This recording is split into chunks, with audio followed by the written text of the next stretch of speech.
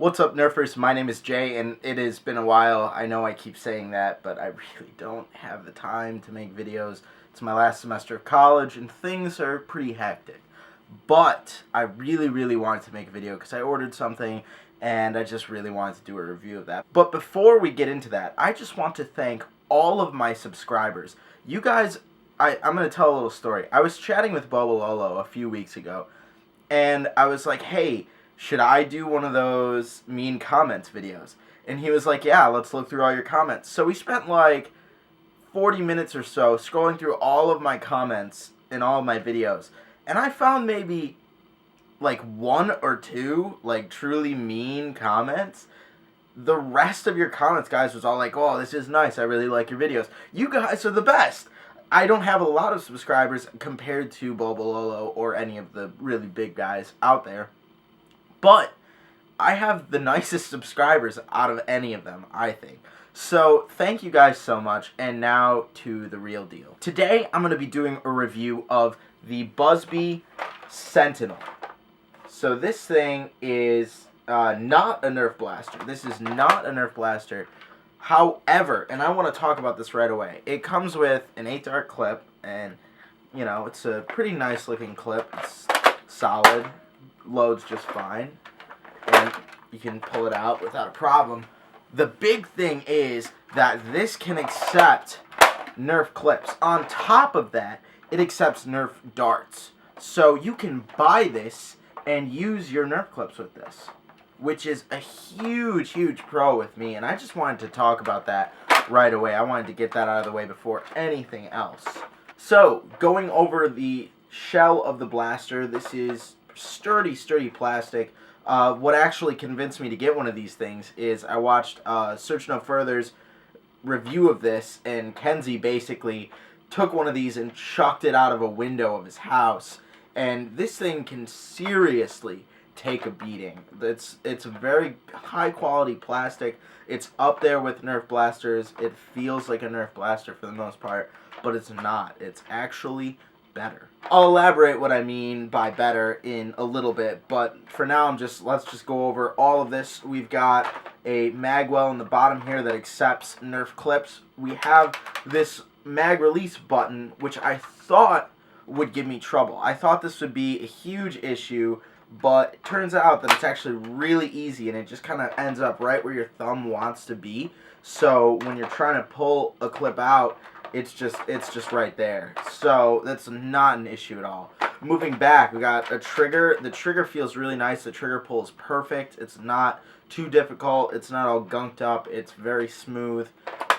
Below the trigger, we have the priming handle. This is basically Buzby's version of the sling fire. However, the main difference that I want to point out is that this is made of metal. And that will come into play in a little while when I talk about the pros and the cons. The fact that this is made out of metal is really cool in that it can handle much higher spring weights than a plastic handle could. So if you wanted to chuck a better spring in this, I mean, you could. I'm not entirely certain of the internals on this yet, but we'll see in a new video after this. So yeah, stock is kind of small. This is a con for me. Stock is kind of small, and it's not long enough, really, to kind of, you know, get a good feel. It's a little bit too close up for me, and I'm not the largest person in the world, so my reach isn't all that long to begin with, but it's a little bit too close up.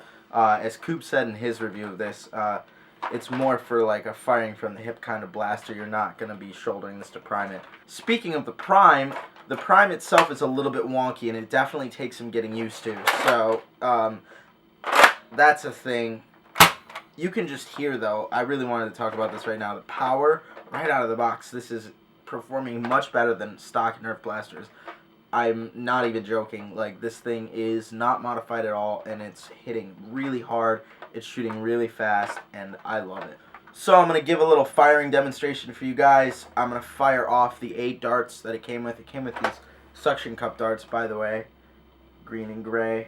I'm going to fire off all 8 of those, and then I'm going to fire off a few Nerf darts down my hallway. Alright guys, so I've got this clip all loaded up, 8 darts.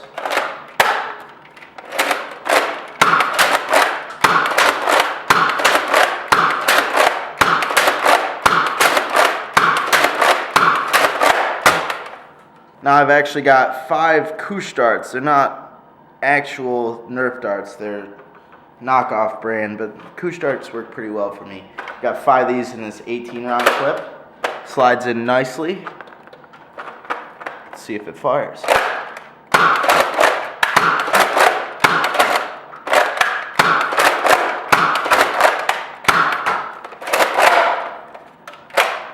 So the pros and the cons. Pros, overall, the versatility of this is really, really, really good. The fact that it can accept both the clip that it came with as well as Nerf clips and chamber their darts is really, really cool. That's a huge, huge selling point for me that I was really, really sold on that. Another thing, the metal priming bar. This is a pro in that it's very strong and will hold up to the abuse that this blaster takes and will take over time. Another pro, power. Power, power, power. Right out of the box, even with the air restrictor in, this thing is hitting harder than any stock Nerf blaster I've seen. This is very, very impressive for stock. And once it's modified, it'll be even better. Price point. This is a lot cheaper. From what I've heard, these are a lot cheaper than stock Nerf blasters can be. So this is kind of like the working man sling fire. If you're on a budget, this is the kind of thing that you want to go for because it can handle Nerf darts and Nerf clips, and it's just really, really kick-ass right out of the box. Time for the cons. So, some cons that I have found. Loading and priming is a little bit wonky. The prime takes a little bit to get used to. On top of that, the fact that this is a metal bar and it's a stronger prime means that you're getting much more pressure on your fingers, on the backs of your fingers, when you're priming this. At first, it was very uncomfortable. I'm starting to get used to it. It's taking some time. I'm thinking that I'm going to paint this, and once I paint this, I'm also going to be wrapping the handle, or I might wrap the handle beforehand with something that's a little bit more padded that just gives it a little bit more comfort, because that's the main issue. If you're a kid with one of these, this is probably going to hurt your hand a little bit. This is going to take some getting used to.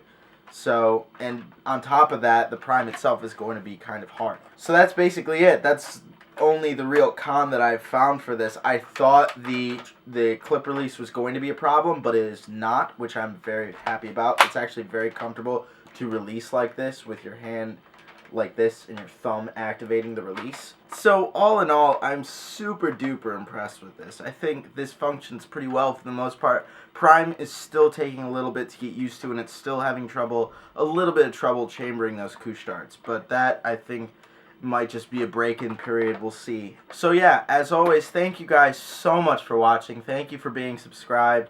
Thank you for continuing to stay subscribed to me, even though I'm not producing as much content as I know I should be. But you guys are the best, and I look forward to seeing you in the next video.